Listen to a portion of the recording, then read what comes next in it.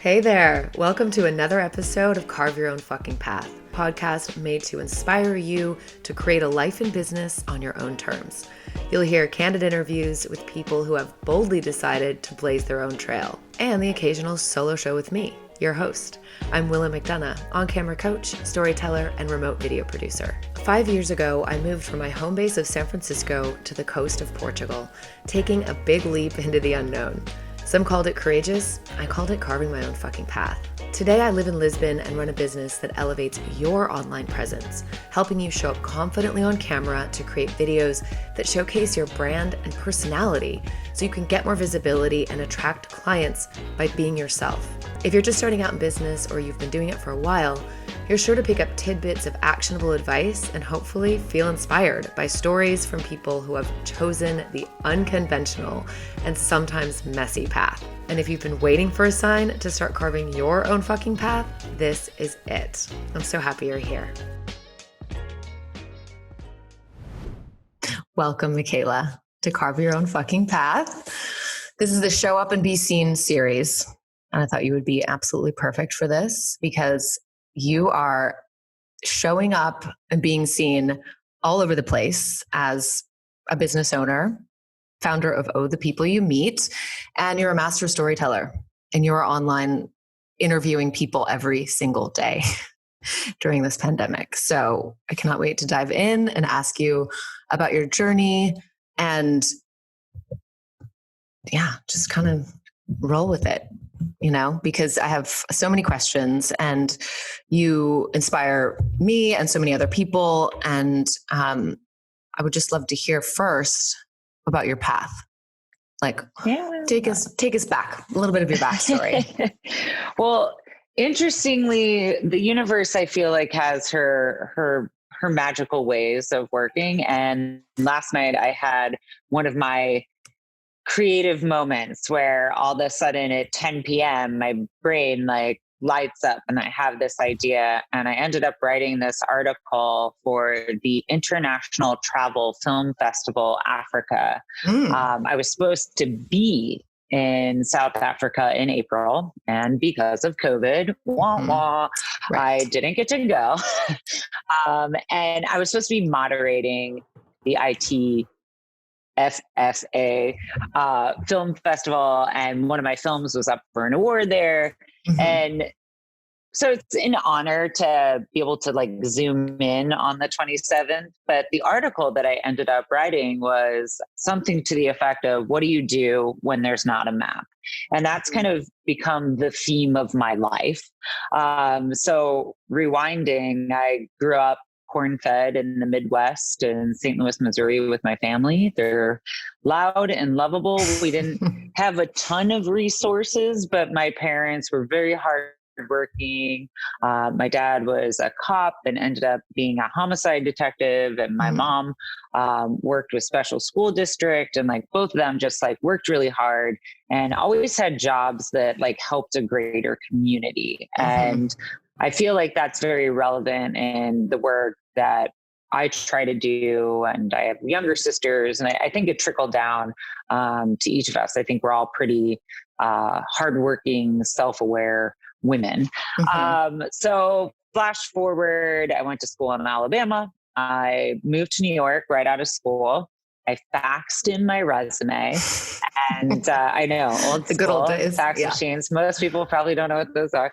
And I remember I rolled into this interview, and I'm holding my portfolio because I had an art degree, and I had done all these internships in graphic design and art direction, and I have an art minor. And so here I roll in with this, and they're like, what's that for? And I'm like, the assistant art director job. And they're like, no, it's assistant media planner. And I'm like, let's talk media. And I threw the portfolio over my shoulder and somehow nailed myself a job.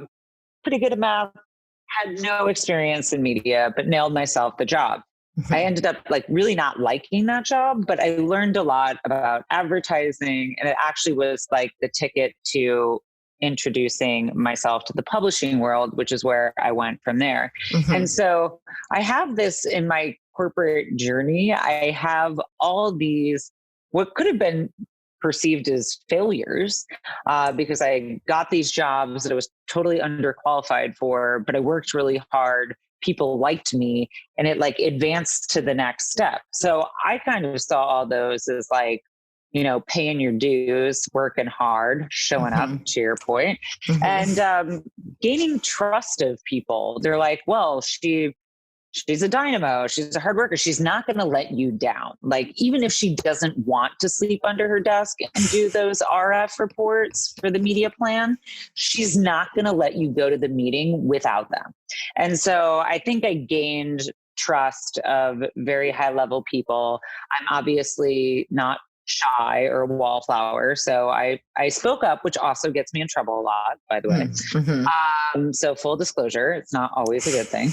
And then I'm trying to think, I went from there, I worked at Condé Nast, I worked on the corporate team.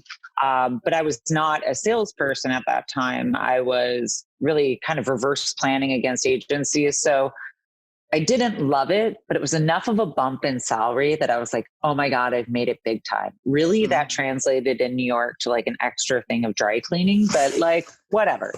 It also, right, something ridiculous and nominal. But then it allowed me exposure to all these different salespeople who had this like freedom. And I was like supporting the salespeople with marketing materials and their media plans. And I was like, I could totally do their job. And I actually know how to talk about the numbers and the programs. And I was like, So I started interviewing for all the sales jobs. It was very coveted back in those days. And it was a hard thing to get. And anybody that was going up for the jobs actually had experience doing so. I did not. But a gentleman at Hearst who ran Town and Country were launching a travel and a weddings publication. And he totally should have given it to someone else that had more qualifications than me. But I came in with ideas. I followed up with him. I gave him handwritten notes, and he married a Midwestern woman. And so he was like, you know what? I want to give you a chance. Don't let me down. And boy, did I want to work hard for that man. He was one of the best bosses that I ever had. Funny, but like, he knew how to manage me, when to stay out of my way, when to jump in, like such a great experience. It was also my foray into travel. Like, I'll never forget, he called me into his office and he's like, hey, can you go to the Virtuoso conference for me? It's on a cruise ship leaving the Bahamas. And I was like, what is being asked of me? I was like, you want to pay me and pay for me to go on the cruise for work? And he was like, yeah. And I was like, yeah, okay, I could do that. Sure. I'll make it happen. And I was like, like so excited. And it was great. And on that cruise ship, actually, all these clients were trapped with me. So it actually was a wonderful way to get to know people, because it was like frequency of people. And I was meeting like some of the most high level people in the luxury travel industry. And so I was this vivacious, at the time I was probably like 25 or 26, and I had so much energy, and I would just like walk up and talk to anyone, like no fear. And it was like actually probably a really pivotal moment in my travel journey. And from there, I ended up going to run with our travel sellers at Travel and Leisure magazine, which you can imagine was the largest ad category for the publication and site. And I worked with all of our international editions. I was there for our first website relaunch, and I helped them launch some digital programs. And then I went to the corporate team, where I was the vice president of global travel and strategic development for all of American Express Publishing. And at the time, we were also on the same floor as Time Inc. And the woman running Time Inc. at the time was my old boss from Condé. So I walked into her one day and I was like, Leslie, I think it's really weird that we work at different companies, but sit on the same floor. And she was like, do you? She's like, well, you've always been intuitive. And I was like, shit's about to get really ugly, isn't it? She was like I said, you've always been intuitive. And I was like, okay, good talk. Pulled it out. In the sales world, we got our bonuses in February. And that was it. I was like, I need to go figure out a couple different things here.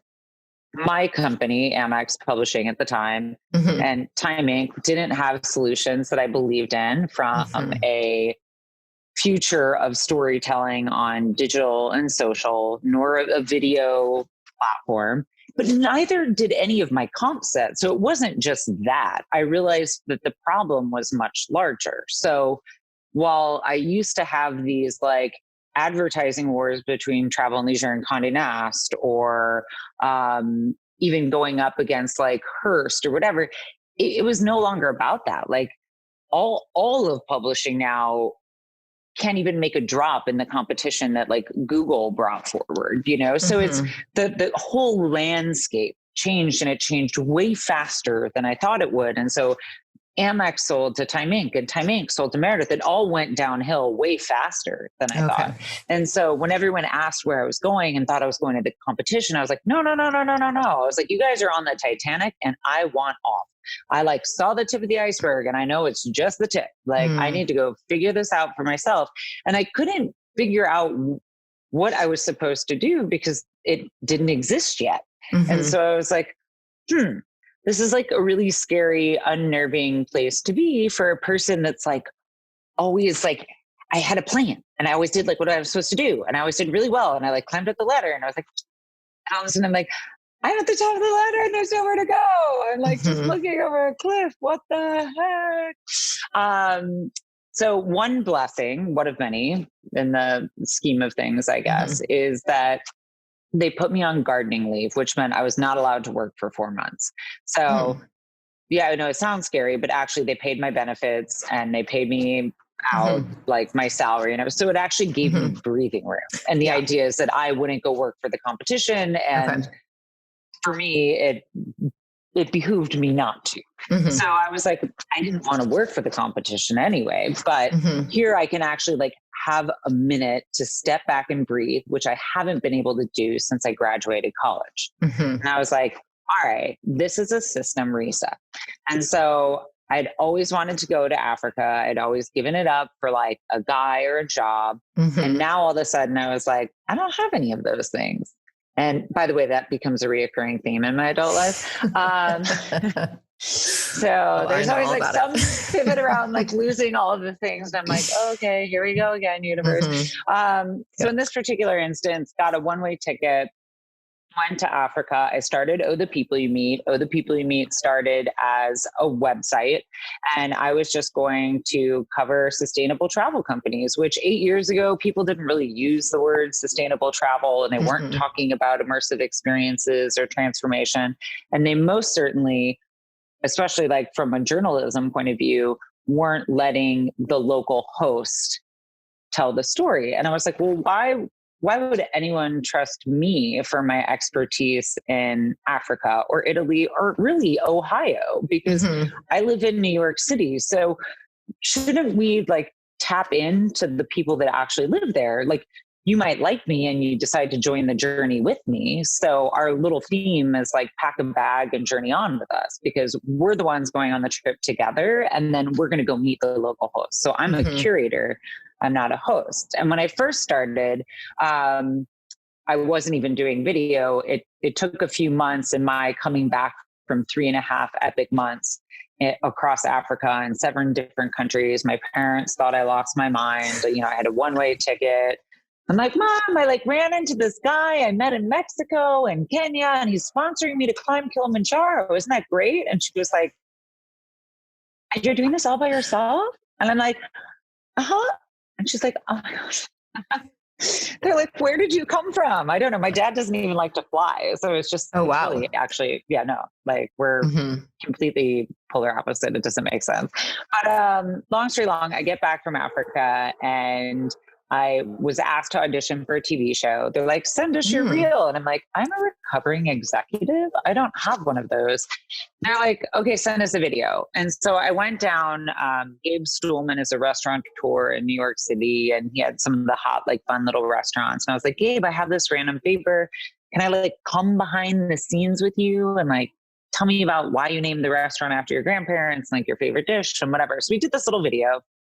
I put it on YouTube. I send it to the production company and they're like, oh, we've gone a different direction. The show didn't get greenlit. I'm like, all right, whatever. And so to date, Oh, the People You Meet had all been about inspiring people in Africa all across these different countries. And I was like, well, he's an inspiring dude. And this is good information. And people always ask me for my restaurant trips in New York City. Let's put it on the site. So I put it on the site. Well, lo and behold, I start getting all these phone calls. And like when I say phone calls, like 70 phone calls in like 24 hours, I'm getting text messages, like, and people that I haven't spoken to in months. And I'm like, what is going on? And they kept saying like, I see you, like, wow, congratulations. And I'm like, what? And then finally a few people were like, I saw you in a taxi. I saw you in a taxi. And I'm like, I don't even think I was in a taxi today. So like, what are they talking about? And so flash forward, the head of communications at the time for Qatar Airways had been one of my clients. And she was one of the people that reached out about seeing me in a taxi. And I was like, Bess, break it down for me. What are you talking about? And she's like, Dingleberry, like your video is on the taxi TV. Oh. And I was like, oh. The restaurant one, the restaurant video. Right. Wow. So I'm like, oh, okay. So I still have no idea how that happened, and nor did I get any revenue stream from that, but whatever, read YouTube licensing laws. Yeah. What happened from that, and the silver lining was Qatar Airways ended up hiring me and bringing me to Doha, and I got to meet Chef Nobu and Chef Ramsay and Batia and Tom Akins, and I filmed with the CEO, and then Peter Greenberg, who was the contributor at CBS at that time, ended up picking up those episodes, which led to us going to Peru, and Michaela's Map, my video series, ended up being born. What also grew from that was all these different people that were like, wow, we travel, maybe we're journalists and we're on assignment in a place, but you know, the publication's only highlighting the story of the hotel opening, but not really highlighting this really inspiring person. Like there was no place for the story that maybe didn't directly relate to travel. Like it touched travel, but there was no place for the human interest part of it. And so I started getting all these people writing to me. Like I don't really approach contributors, and we have over 110 of them across the globe. They usually come to me like, I have this story idea. I don't have a place for it. I'm like, yeah, you know, as long as it's in voice, 1,000%, like it's a platform. And I still don't touch advertising in a traditional sense. I guess flash forward to COVID times, crazy COVID time. We're 8 years into Oh, the People You Meet. Michaela's Map, like full tilt. We actually pre-COVID, almost immediately pre-COVID, we finished filming and editing an entire season of the show. So we have 11 episodes, like ready to roll. And I'm like, yay, let's launch them in March. It'll be so great. And then I'm like, COVID, pandemic, what is this? Lockdowns? Oh, Trump, there's no way that will happen. Well, sure shit, it did. So we have an entire season of Michaela's Map that actually we are looking to roll out potentially right before the holidays, or if anything in early January. Okay. And we have episodes that we've filmed. We've shown some of them in private screening. So like our Sierra Leone piece, I interviewed Dr. Jane Goodall, and I ended up getting to go back and doing a private screening. We did one in New York at the Core Club. We did another one in London. They rented out the View Cinema in Leicester Square, which I was like, oh my God, I'm presenting like in a real theater. This is so cool. And then they flew me back to Freetown, which was the first time I actually got to share my film with the people that I interviewed and like in this intimate setting. And I like literally still get goosebumps thinking about it. Like I started crying. They like gave me a standing ovation. Idris Elba was there with his wife, and like, cause he was going back to get his citizenship. And I was like, oh my God. And they're like, the minister of tourism hugs me. She's like, stop crying. I'm like, no, it's like good crying. It's good crying. It's a good thing. She's like, okay. Yeah. So, but it was so lovely. And I was like, it's wonderful to meet a celebrity like Idris Elba or a Jane Goodall. Like she has been a hero of mine since I was a kid. But there was something even more amazing about like the real people that I met. And so that's always been like the premise of my show, is to meet real interesting and inspiring people. And so in those dark, crazy days of COVID, thinking, I've been building this thing for 8 years and now I'm like ready to share it. And it's gonna be so great. And then all this, and then realizing it's tone deaf to publish that right now. I need to pull that back. And so pulling back and being like, okay, even though these are human interest stories and messages of inspiration, I think there's some other gifts that I should be sharing with the universe right now and the world. And so it actually came from my yoga studio, Moto Yoga NYC. And they were one of the first to shut down. I'm like, that's extreme. Why are they shutting down? And they almost instantly started live free classes on Instagram. And they were free in the very beginning. They're like, we're trying to figure this out. But in the meantime, here's the gift from us. And from a personal perspective, like I'm a yogi. It does so much for my mind-body connection. And like yoga is always relevant. I think, to staying grounded and present. Oh yeah. However, especially now, and the fact that they were also live, I would start seeing like the teacher occasionally would like greet me, and I would see, instead of a class of 25, 30 people, all of a sudden there'd be thousands of people. And like the teacher would be like, oh, so-and-so from Turkey and so-and-so from Africa, and blah, blah, blah. And like my sister would call in from St. Louis. And like, this was something I could never have done with my sister before. And I was like, how lovely. And I saw their audience grow and grow and grow on Instagram. And I thought, obviously this is what people need right now. And I was like, so what are my gifts that I can share and give back to people right now? And I was like, well, we have a strong digital platform, many of them actually. And I was like, and we have a global community of people. We've already kind of figured out the digital bit. And I was like, and we have like quite a Rolodex of interesting and inspiring people from all across the globe. So I was like,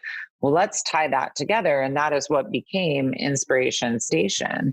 And so for the first several months, we literally did it every day. I have no idea how we did it. I had no experience doing it. I just did it. And I was like, I don't care. And for a type A perfectionist like me, there were some things to overcome. I was like horrified by, Instagram Live having glitches, or like the audio wasn't always great. Or sometimes my guest was calling in from Sierra Leone and their Wi-Fi was real shit.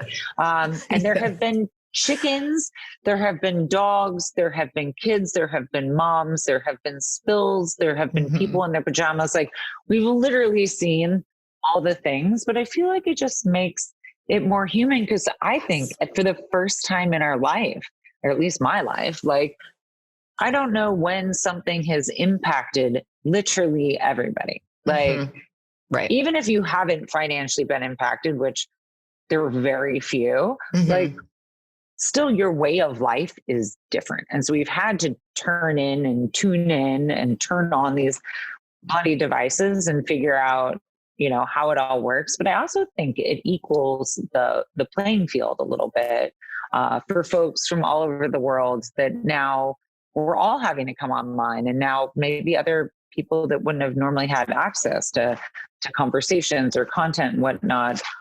There's a lot of wonderful free resources and tools that are out there. And then really speeding us up to the very present, we just did our 100th episode of Inspiration Station. Actually, no, our 101st. Thank amazing. You. So we're just over 4 million views on IGTV, and I'm launching a new look to it. And something back in the day, coming from advertising and branding and marketing and publishing, it was all about like the logo and the brand and the presentation and the everything. And so when I really look back at like the iterations of even Inspiration Station, I literally had to just throw perfectionism out the window. I was just like, okay, people are going to forgive me right now. I mean, you'd be a real jerk when I'm doing something for free with like no income coming in. Yeah. To like judge like, oh, my branding might not be up to stuff. Like, we're working on it. It looks great. I'm so impressed. I'm like, God, I want her team of people. Well, you know, I'm very, that you bring up a very good point is I didn't do all this by myself. Well, you are the leader, but you know, just putting all the pieces together. Yeah. Yeah. And I have to say that I'm very lucky to work with former clients that believe in what I'm doing, or everyone from like, I would not have survived PS without my bookkeeper and accountant the past few months. Like, I mean, I'll take them to the grave with me. Those people are so awesome. And then I have like my editors and photographers, like people who've just like really shown up. And I think that is something that COVID really brought to light is, I mean, it was the demise of my relationship. Thank God I saw a lot of things that I wouldn't have seen had I been traveling. So while hurtful, COVID's silver lining is I saw what I saw, and it was enough to make a decision that radically changed my life and my way of life. So moving during a pandemic is not something I suggest you do, but it happened, and it just like, it is what it is. And so I ripped off all the Band-Aids and like, off we go. And September 9th, I actually bought a one-way ticket West Coast and met up with some friends in Denver. We rented a car. We drove through Vail and Moab and Zion. So Palm Springs into LA. And then I did a trip by myself all the way from LA along Highway 1. And I went through Santa Barbara and Carmel, through Big Sur. I was in Sonoma for 4 nights, and then on to the Lost Coast of Mendocino County and back through Sausalito. And it was wonderful. And I normally, in olden days, like pre-COVID, pre-pandemia, like I was in Turkey and Sierra Leone and London, and I would have been in Cannes and Portugal and Spain, and then maybe down to Mexico a couple of times. And I was all over the place. And I miss all those places and all those people. But this allowed me to like go explore my national parks and like wear my camel pack and my hiking boots and my cowgirl hat and just like run around in the equivalent of American flag Umbros and just be like, yeah, America, you're pretty awesome. Yeah. And I loved it. It's kind of been a real like regrounding, rebooting time.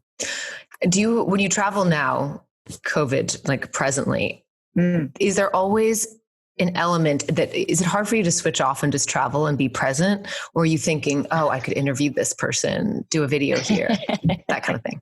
Yeah. I mean, yes, I'm definitely, what did someone call me yesterday? And I was like, I won't deny that. I mean, definitely I am like, I'm on and like, I'm on because I'm living out my passion right now. So even when I was in corporate America, I was still like the hardest of workers. I literally, I had one of my former bosses say to me, and maybe not the most constructive thing to say, but he was like, you're so perfect that people hate you. And I was like, well, that's okay. But what I took away from that, like the ickiness aside, was, okay, I need to back off a little bit. Or like, maybe I can like let someone else take credit for something because I don't really need that. So I made some like mini adjustments. I was also like super young in my career. I'm 41 now, and I've been doing my own thing for 8 years. Yeah.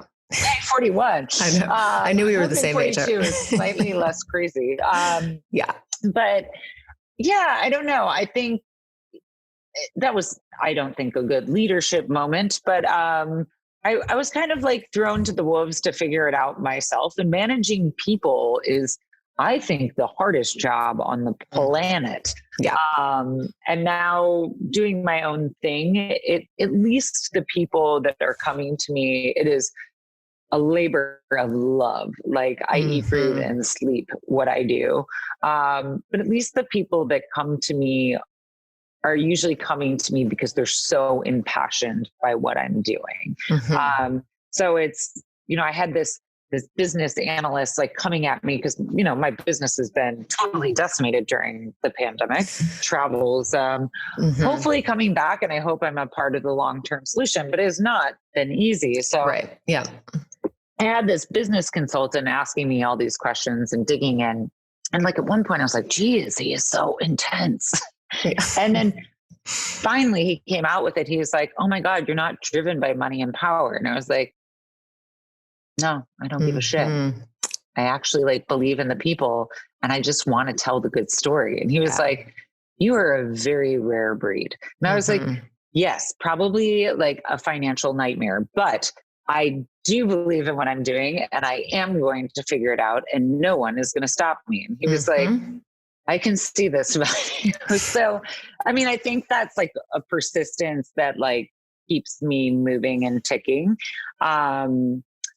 To your exact question, like when I left on September 9th, I was like, I need to get back out into the world as safely as possible. I get tested like all the time. Touch wood. Do you? Never had COVID. Yeah.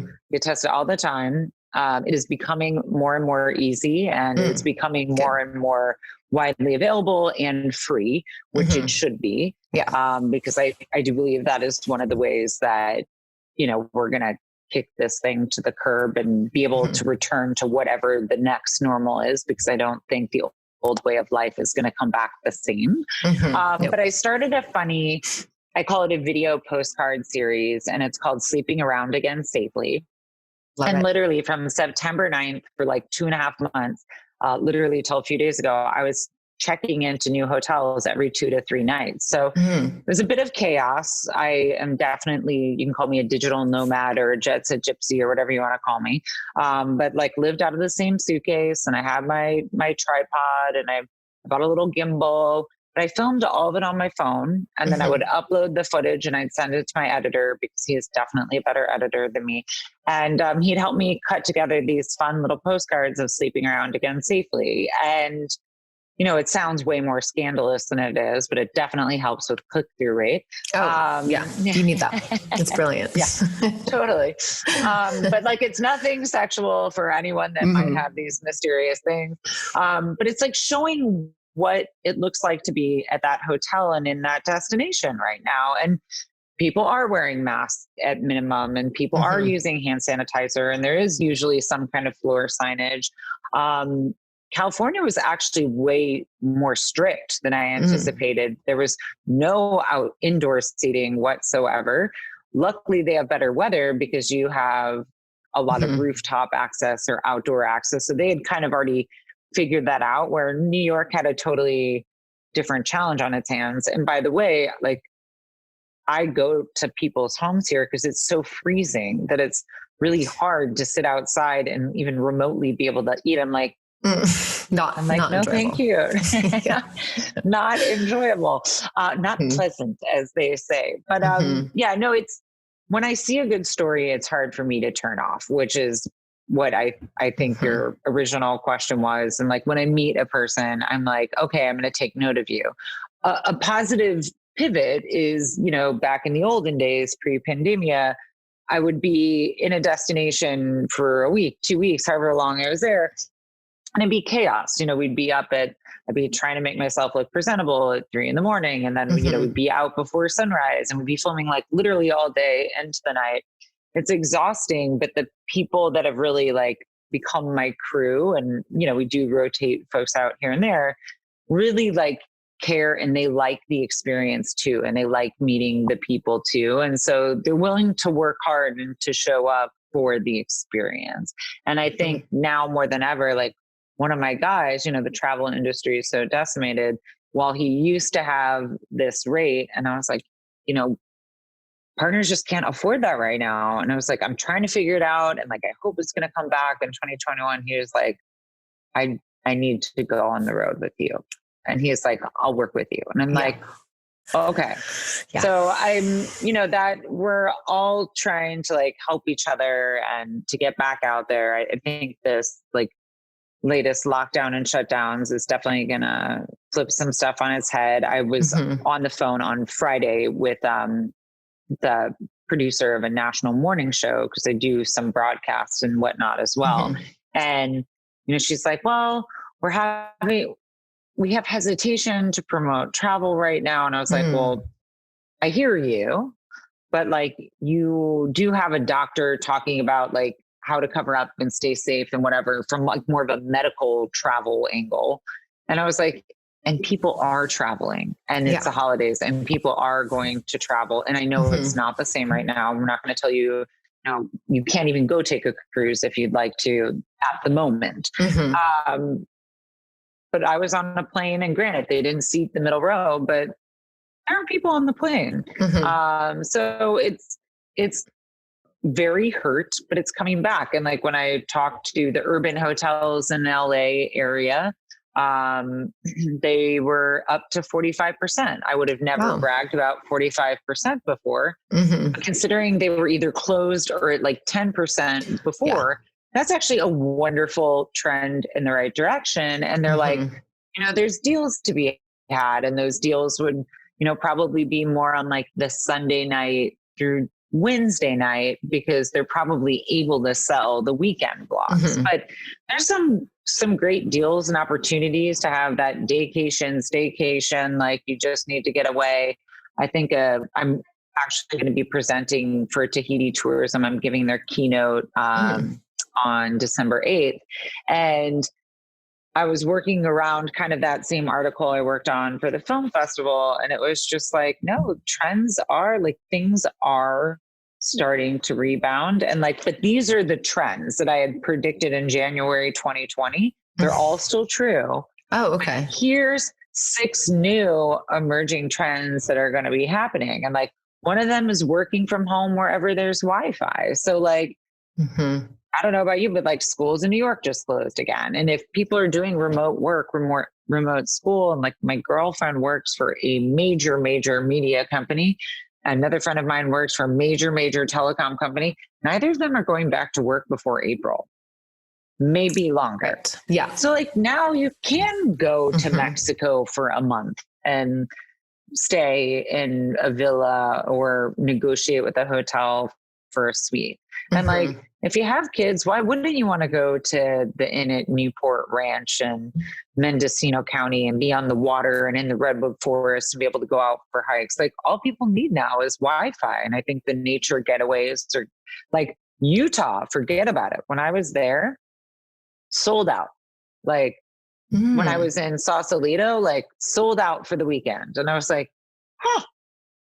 I mean, great. Like this makes me so happy. And like that wellness and transformation travel that was already doing great. Like if I remember the stat correctly, the wellness sector is over $4 trillion pre-pandemic. That is only going to skyrocket. Like, and within that is like wellness travel and like spa and like self-care. And that is definitely going to go bananas as we emerge from this thing. That's a very inspiring take on things because I wouldn't have known these details. I mean, travel just seems like definitely, a bit of a bigger unknown. So this is good to hear. And I think you're totally right about it's shifting. A lot of friends are doing the same thing. They're like, why would I stay here and when I can go elsewhere? So it's really opening people's minds up in general. So I want to go back to a long time ago because your story is like, it's so fascinating. And it sounds like you've just been like, I'll do it. Just always, whatever comes your way, you go for it. So way back, did you ever have a time or a circumstance where you didn't feel seen? I mean, yeah, a lot actually. I mean, real early days, I grew up in a really loud, enormous family. And like, I don't know the size of your family, but like, it's whoever yells the loudest, you might get heard for about 3 seconds. Okay. It's only if you do something really embarrassing that you might capture the attention of everyone in the family for longer than 10. So got it. When you navigate in a large family, you're just like, like you're just not seen. Like they're loud and they're lovable, but like airtime is brief unless like someone's like really wants to sink their claws in and embarrass you. One such example is that I really wanted to be Johnny Carson when I was little. My mom didn't let me watch a lot of TV, but I would sneak to my grandparents' house and I would watch things like National Geographic, and I would like I remember seeing Dr. Jane Goodall on TV, and I would try to sneak Johnny Carson. And my grandfather luckily like loved these shows, and so we'd sit there and like watch, and he would just like howl laughing. So imagine I was always like the shortest little kid in my class, and I had like little blonde pigtails in my uniform.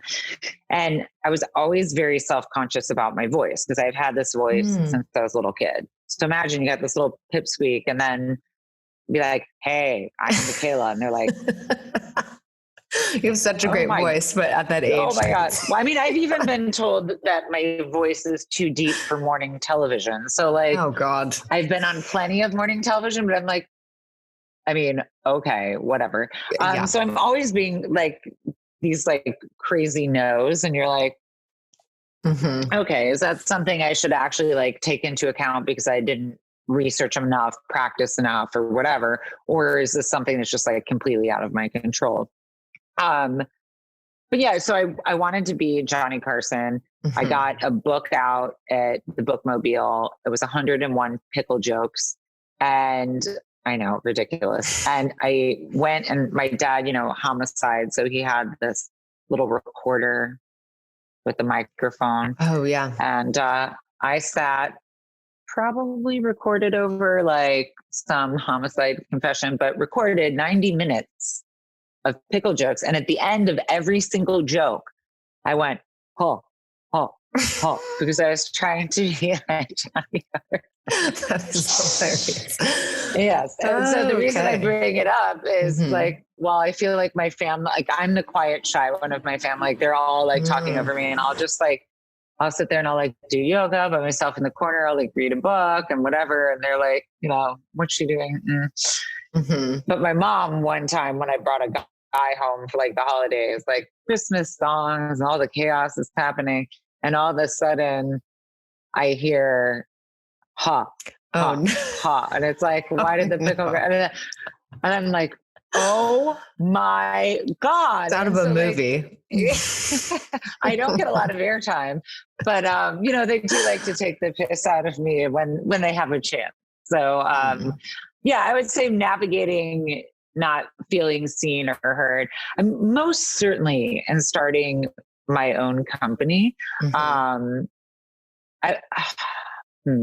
friend of mine, I'm trying to delicately and diplomatically think of a way to address this. A friend of mine who cares so much about me sent me a link today to like some new travel show that's out there. And my first reaction was like, oh, just what the world needed. Another middle-aged white dude with a TV show. And I didn't even know who this dude was. And I was like, what the heck? And I literally had watched like the Travel Channel, the Food Network. And I was like, ugh, God, like, hello, what are the optics on this? Like with everything going on in the world right now, every show are dudes and they're white dudes. Yep. And I was like, hello, like, are you guys watching what's happening? Like, and I was like, you know what? I'm looking for an agent. I'm looking for a manager. I'm looking for distribution. I'm looking for a sponsor. Like I'm looking for all these things. And I'm like, am I still up against that? And I'll never forget a woman that I think is just a total badass. Her name is S.J. Murray. She teaches storytelling at Baylor University. She's also like an executive producer and all these things. She's amazing.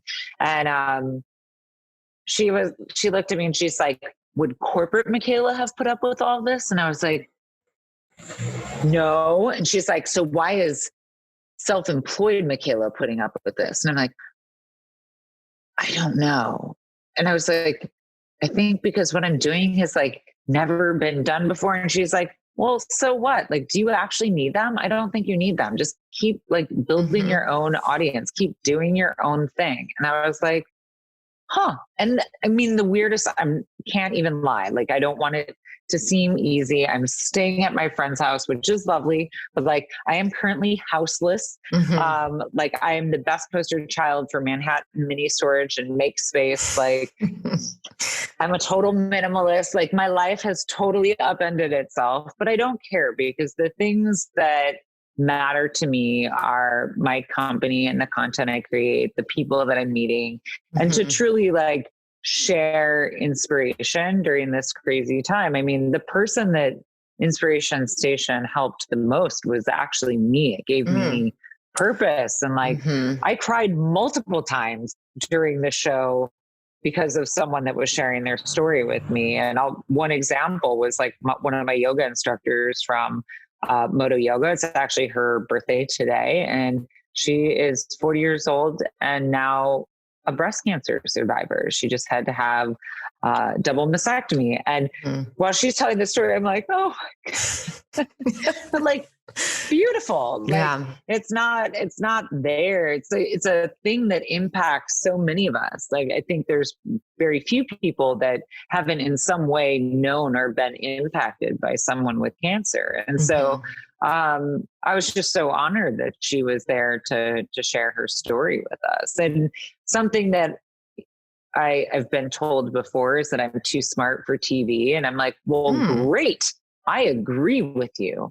And I was like, I don't want to not be too smart for TV. That's interesting. Yeah, I was like, And I think there are actually some new and interesting thought-provoking shows that are coming out there, but they're newer. What I'd say, the common thread of all the content that I create, Michaela's Map, which often gets lumped into the travel category, I would actually argue is more of a human interest story. And so kind of our commonality of all the content and shows that the People You Meet create is about people, places, and purposes. And so even if you're an armchair traveler like my dad, who will never go anywhere but knows everything about every destination ever, like knows their history, like he's a total history buff. He watched the show and was like, that was very interesting. I learned something new. It was actually more like History Channel than I thought. And I was like, I mean, okay. And I was like, as long as he like is shifting perspective and opening his mind, I was like, I did my job. And I think now more than ever, even people who were avid travelers have had to pull back. And so, or maybe people just totally freaked out by COVID, whatever it is. I think you can engage with the content we create because it's interesting, it's real, it's inspiring, and it's very of the now. Yes. So authenticity is a huge part of your brand. What about, okay, now I have learned a lot about your history, and it makes a lot of sense that like trying to get airtime, and then now you have a lot of airtime. I mean, it's not only you're telling stories, but it's also you're putting yourself out there and showing up all the time. So, well, one question quickly is, what do you do when you don't want to show up? It happens plenty. Does it? Okay. Things that, I mean, showing up as in more like, I'm so exhausted. There's the I'm so exhausted. And then there's the piece where if I don't really think or like the project, and then that's a different set of evaluation points for me. Okay. I've gotten better at saying no to things that don't feel like they're editorially in line, and learning to say no is a new skill set for me that I am like learning to refine, because I like to say yes and I like to show up and to be there. And because I've said yes to like seemingly some really random things, like some wonderful pivots have come out of that. Yeah. But then there's also like protecting your time and your energy, which are a limited resource. And so I really like sit down with myself and I'm like, okay, well, how would me staying up last night to 1 a.m. to write this article for the film festival in South Africa, you know, how does that benefit the person that's going to read it? How does that benefit me? Like, is it good for the brand? is it going to make it a positive difference or a positive impact? Like, these are some of the questions that I asked myself. And ultimately I was like, yeah, I think it does all the things. I think it's going to bring awareness. I think it's going to help someone out at ITFFA that I really like and I believe in. And so believing in people and wanting to show up and support them is very important to me. A recent time I had to say no with a caveat was to someone I really love and I believe in. So I had a amazing woman named Eleanor. She was one of my interviewees in my Sierra Leone film. She lost one of her legs in a landmine during the Civil War. And she has started the Disability Empowerment Project. And she is bringing things like crutches to people in remote villages who are otherwise just having to like sit like lumps on logs and little shacks while their families like went out and worked and like really had no way of life. And so she's helping make them mobile. And so I have interviewed Eleanor in Inspiration Station. She is shot in my award-winning piece on Sierra Leone. She actually came to the Wildlife Conservation Film Festival in New York for the screening and did a Q&A with me afterwards. She received a standing ovation when we did the piece, showed the piece rather in Freetown.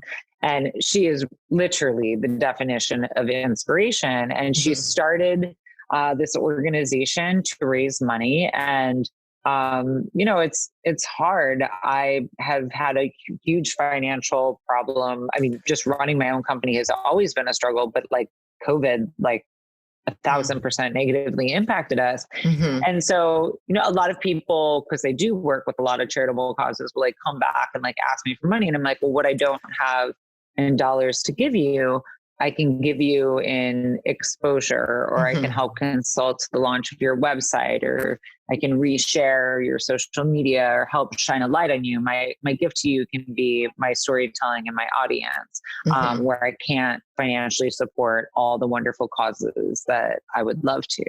And so that was like a hard no for me to be like, well, I want to help share your story. And when that's ready to share, I'm happy to have you like come back on and to talk about it. I can promote it on our social platforms and whatever, but like, I don't physically have the money to do this thing that you need right now. I was like, money is a very real thing to a lot of people right now. So that was a hard no, but I feel like it was a no, but here's how I can help. Yes. And so much that you offered, so, Yeah. But it is important to know, like, there is something to like just saying yes. And actually I listened to a really interesting podcast on Mark Groves, Create the Love. He's a human connection expert, right? But he's more like relationship and more so romantic relationship. And he's had a couple people on and like, the power of no. And there was a woman recently on about this thing where we always have to be positive. And I was like, that's another thing I struggle with, is like, it would not be human to feel like sad or empathetic to like all that is going on right now. I think the difference is like, you have to be real.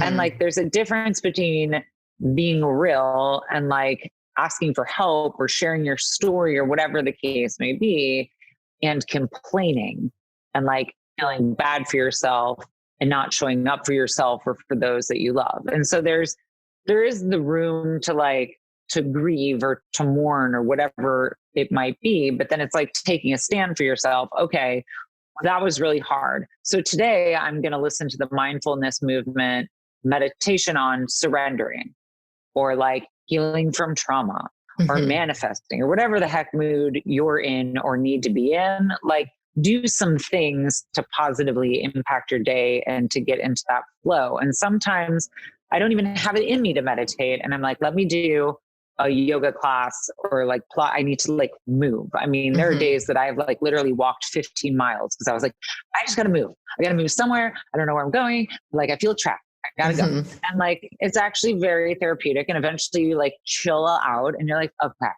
we're good now. Right. And what is your non-negotiable habit? A daily non-negotiable for you? Oh, yeah, I do meditation. I try to do meditation twice a day, actually. Um, if I can't do it in the morning, or I choose to do like Pilates or yoga instead of my meditation in the morning, which sometimes happens. And I consider long distance walking and running also kind of its own form of meditation. But the idea is that I'm not in front of a screen. I'm not doing something, or if I'm in front of a screen, it's because I'm being guided. And then I'm like letting my brain and my body like ease into the day. But at night, almost every night, I do meditate. And my meditation practice has changed because of COVID. I had learned a form of transcendental meditation called Vedic meditation, which is deeply rooted in Ayurveda, which came from India thousands of years ago. And I really liked it. It was so beneficial. So many wonderful things came from that. And I used to be like religious about my meditation. And with COVID and throw in, I also had like the breakup and the move out and all the moving around and the financial insecurity and all that stuff. And I was like, oh my God, I do not feel capable, even though I know I am, I don't feel capable of like sitting down with this mantra and meditating. I was like, I need something else right now. And so I've turned to some of these like online guided meditations, and I brought up the mindfulness movement. I really, really like this woman, Sarah Raymond. I listen to her almost every single day. Check it out. Yeah, I know. And she's got them again for like all the different things: gratitude, surrendering, whatever, like whatever mood you're in. Self-worth is like a big thing. Yeah. And then I'm sometimes sound baths if I'm just like really at night, if I don't feel like meditating, I don't want to hear someone speaking. I just need to like be lulled in. I literally like do the thing where like the stress leaves my body and I'm like, and that's one of them. And then like Moto Yoga actually also offer free meditations on their IGTV. I think almost daily, and they save them on IGTV. So you can go back and like do the classes or do the meditation. So there's a lot of wonderful free resources out there right now. And those are non-negotiable for me. And then, you know, I really, when I left American Express, that was 8 years ago, it was a stressful time then too. And like, little did I know how different my life would look. You know, I had the corner apartment in the West Village, and I had the guy I dated for 8 years. And I was this young hotshot VP at American Express, and I was traveling the world, and all of a sudden, all those things were going away and changing. And I was like, okay, what are some things I'm going to do right now? And I'm like, I'm going to make a commitment to myself to not complain and to not focus on the negative. That doesn't mean the negative doesn't happen. That doesn't mean occasionally I don't complain, but I catch myself. I try to be aware. I try to be mindful about it, because when has complaining really ever made you feel better? Has it really ever like positively impacted or changed the course of the situation? No. I'm not saying sometimes you don't just need to vent. Yeah. Like, sure. But usually I can like breathe it out in a meditation or like go for a walk or whatever and just be like, okay, I'm over it. No sense in wasting my limited energy in that. I'm going to like now rechannel that into like doing something awesome. And I think that's something is like, I've learned how to shift my energy, my communication into doing something good for me and positive, and like including creating content that is fun, like with fun people, and like highlighting fun stories. And they don't always have to be these, you know, Eleanor, for once, Krill, hold on. Sorry, my editor. They don't always have to be these like crazy stories of Dr. Jane Goodall going to do this thing. It could just also be the small business owner that's like made a good pivot and is like, in addition to like running the garden and the farm at the hotel down the street. They're also now making care packages for their neighboring community during COVID. And there's so many wonderful stories out there like that. Yeah. And I think that's one of the beauteous things that COVID has brought to light, is that we are all connected and we all have an obligation to each other. So definitely. So just, I know you have to go. So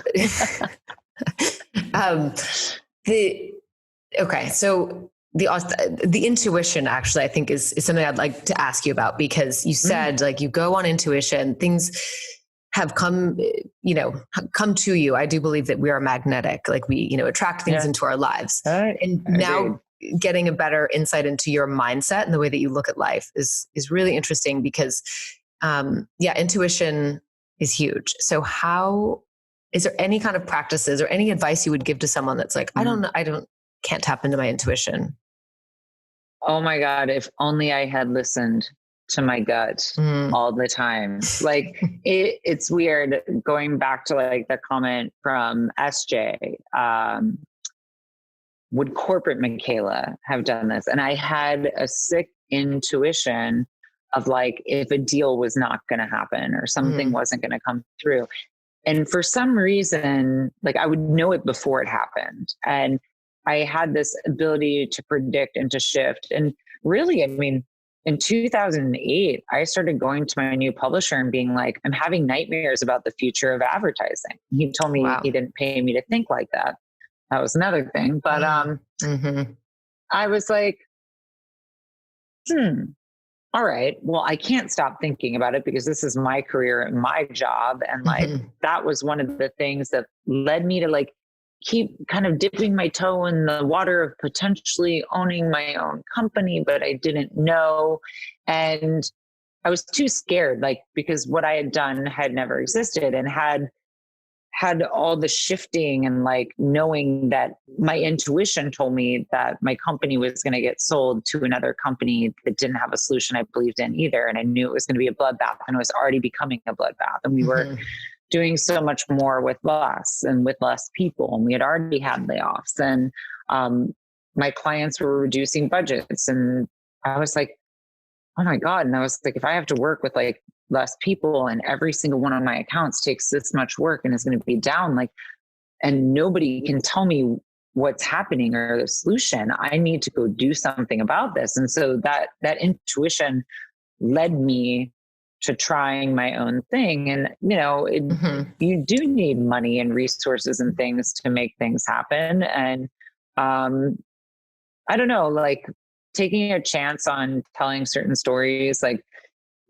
kind of being in the right place at the right time. I mean, Sierra Leone came about because I was like reconnecting with a former client of mine, and I was doing a project with Botswana, and I brought him in on something, and he's like, well, you might be able to help me with this thing with Sierra Leone. And I was like, it's kind of a hard destination to promote traveling to. And then he told me some of the different stories that were happening. And he's like, oh, and Dr. Jane Goodall. And I was like, oh, just say yes right now. Yes. And I was like, that's the universe, like coming in. And so I've never worked harder on a project. I probably lost a lot of money on that project to date, but it was such a wonderful experience. It was life-changing and transformative. And I can't wait to publish that story. And like literally almost all the people that I met there, I am in touch with, and I consider friends. And so when people are like, oh, our global community, I'm like, no,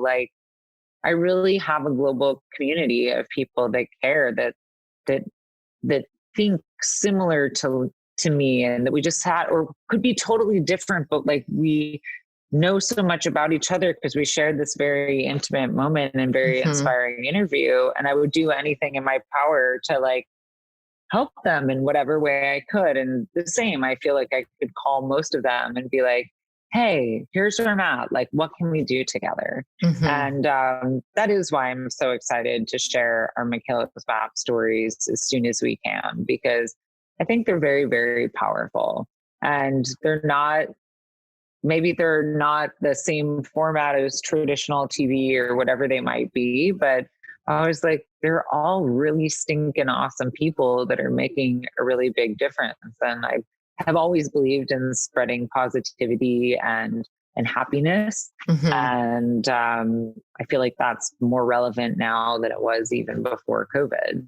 Oh yeah. If you really, really want to tap into your intuition, sit still for a few minutes and meditate, like your conscious, whatever you want to call it, is always trying to tell you stuff. Mm-hmm. Always. You just got to tune in. Exactly. I know, it's huge. And okay, one last question. Sure. What do you want to be known for? Oh, well, I mean, I hope that someone would always have something nice to say about the quality of our work, and really for introducing them to inspiring stories. And I have, as one example, a travel agent. She works at Ovation Travel. She's just a bright light and a bundle of energy. And at the beginning of the pandemic, she wrote me and she was like, I'm not doing anything. I love you. I love what you do. I love this inspiration station. She's like, it is so inspiring. And the people that you're introducing us to, how can I help you? And she has been volunteering for me and the People You Meet for months. And like, she texts me all the time. Like, she really gives a shit. Mm-hmm. And I do believe in like good karma and things like, you know, that give and being able to receive, which is something that I've not always been so strong for. So, you know, it's less that I feel like I have to have like a legacy or something, but I like the people that like work with me or are featured by me to be proud. And I'm so honored and humbled that they let me share their stories. So. Well, I'm very honored and humbled that you're sharing your story with me. Thank you so much. Thank you. How can people find you? In all the places. I know you're everywhere. And I'll list them as well. Certainly you can Google, but who does that anymore? No, I have the website, obviously, is OhThePeopleYouMeet. And then I'm on Instagram, Michaela Guzy, as well as OTPYM. So one features myself as well as our contributors' work. And then Michaela Guzy is me and my shows. That's where you'll find Inspiration Station and Sleeping Around Safely. And I'm sure we'll be promoting Michaela's Map soon. I do have some teasers to Michaela's Map on our YouTube page, which is Michaela Guzy on YouTube. I'm on LinkedIn. We have 3 Facebook pages. So yeah, should be easy enough to track down. Yes. I love the Instagram. The Inspiration Station is great. It's awesome. That means a lot. Thank you for showing up and continuing to show up. I mean, that's what it's all about. Thank you for doing what you're doing. It's very important. Yes. Thank you. Thanks, Michaela. No, the honor's all mine. Thank you. That brings us to the end of this episode. Thank you so much for being here. If you enjoy the show, please rate and review on Apple Podcasts. It makes a big difference for visibility. And even better, share this episode with a friend. And don't forget to subscribe so you never miss an episode every other Wednesday. If you're interested in working together to elevate your online presence, I'd love to hear from you. Reach out to me on Instagram at whereiswillow. I also hang out on LinkedIn, Willow McDonough. Until then, cheers to carving your own fucking path. I love you.